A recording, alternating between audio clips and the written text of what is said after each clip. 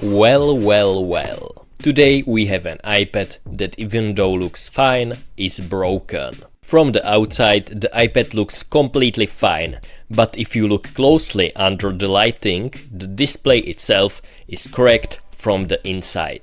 And because I am the second best Apple technician in the world, I am going to fix it. So to start this repair we need to remove the display. And to do that we need to heat up the iPad. Because the iPad is aluminium and it dissipates heat, I heated it up to 85 degrees Celsius for about 7 minutes. And because I am a little b*** that can't stand heat, I had to put some gloves on. To create a gap I used a razor blade. At first I couldn't create the gap to insert the razor blade, but then I remembered that I haven't put isopropyl alcohol around the edges. That, along with a heat, will definitely soften the adhesive holding the display. Because my isopropyl alcohol that I had in syringe evaporated, I had to use this weird can with isopropyl alcohol and apply it around the edges the same way as if I had a syringe. The next step was actually quite easy. I used this plastic blue thingy from iFixit kit and I ran it along the edges. If you actually know the name of the plastic thing, write it in the comments. And we are finally inside the iPad. We are greeted with two metal plates held in by 3 screws and also a battery connector that is held in by screws. We will get to this point and it is crucial to disconnect it. Otherwise you can fry your backlight circuit on motherboard. So I started by removing the battery screw, following by the other screws and plates. After that I disconnected the display without disconnecting the battery first. That's the reason why I'm the second best Apple technician in the world. This iPad doesn't have a normal battery connector like iPhone. The battery and logic board have exposed contact, and if they are touching together, they are creating a circuit. If we want to cancel out the connection, we need to insert something in between that. So that's what we are gonna do. I will take this plastic card, Sharpie and a spudger and create my own tool. I have successfully created this plastic bit and I can insert it in between the logic board and battery.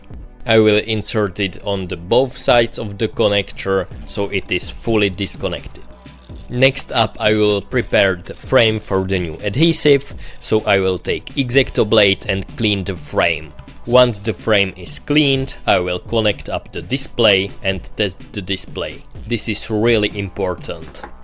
After a while, when plugging the charging cable, I see that the battery is flat. So I let it charge for a bit. The touch on the display is working fine, but the main reason I am testing it is the Apple Pencil. I have to test that the Apple Pencil works in all areas of the display.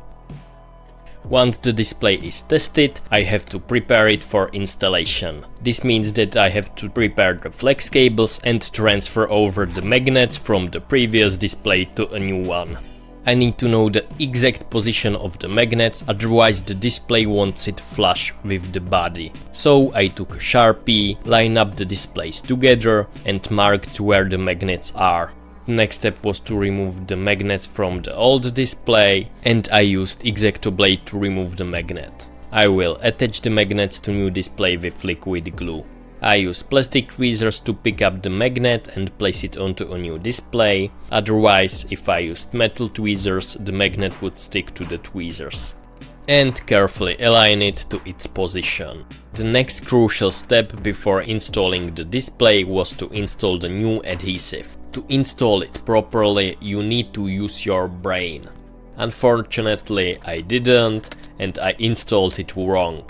The new adhesive should be installed to the display, not to the frame.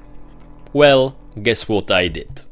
Even though I put the adhesive on the wrong side, it doesn't really matter. It still fits. So we can finally install the new display. Connect up all the flex cables, install all the brackets and also all the screws.